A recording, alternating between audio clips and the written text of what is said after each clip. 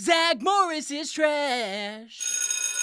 Rick and Trevor from the Rigmas tell Zack only the coolest kids get invited to wear a red Rigma jacket, but apparently they're willing to overlook that because they ask Zack if he wants to pledge. Zack jumps at the opportunity to prove himself worthy of joining a fake middle school fraternity. The Rigmas promptly begin dehumanizing Zack, making him dress like a bozo and sing show tunes in class. Zack is tiptoeing around school, hiding like a coward from the people he's allowing to torment him, then obeys like a dog when they order him to do jumping jacks for his peers. Mikey questions this nonsense, but Zack says it's all worth it for a dumb red jacket. The Rigmas make Zack wear a bathing suit to class, dangerously close to having his balls slip out in geometry. Totally worth it for the jacket. Rick and Trevor dangle the jacket in front of Zack, but say before he can wear it, he needs to ditch those losers he calls friends. Zack approaches his day one pals and says he's sorry for what he's about to do, but he has to do it for the jacket. Zack loudly exposes Mikey's secret crush. Unforgivable. Rick and Trevor approve. Then tells Lisa he's going to call her parents to snitch on her for wearing makeup at school. Dick move. Clap, clap, clap, clap, clap. Then shoves a piece of cake in Nikki's face. Zero creativity there. And when Screech says he thought they were friends, Zack says he would never be friends with a nothing like Screech. This child has no soul. Zack's abhorrent malice is rewarded with a jacket from two assholes that's worth about as much as a nickel covered in bird shit. Zack strolls into class and tries to act like it's all good, but it's not all good. It's all bad, because he publicly humiliated everyone. And his former friends rightfully shun this backstabbing Judas. Zack tells them to relax, because now that he's a Rigma, they can all be friends again. On weekends and stuff. Terms and conditions apply. The gang doesn't want Zack's friendship leftovers and toss his red jacket around until he cries like a weenie, which happens right away. Miss Bliss gets caught up to speed. Zack assaulted a student with pie, ruined Mikey's life, and really called Lisa's parents at home to leave a message about her makeup. Zack says the only reason they're all here is because these losers threw his jacket around, a defense that ignores several crucial details. When Miss Bliss asks if these allegations are true,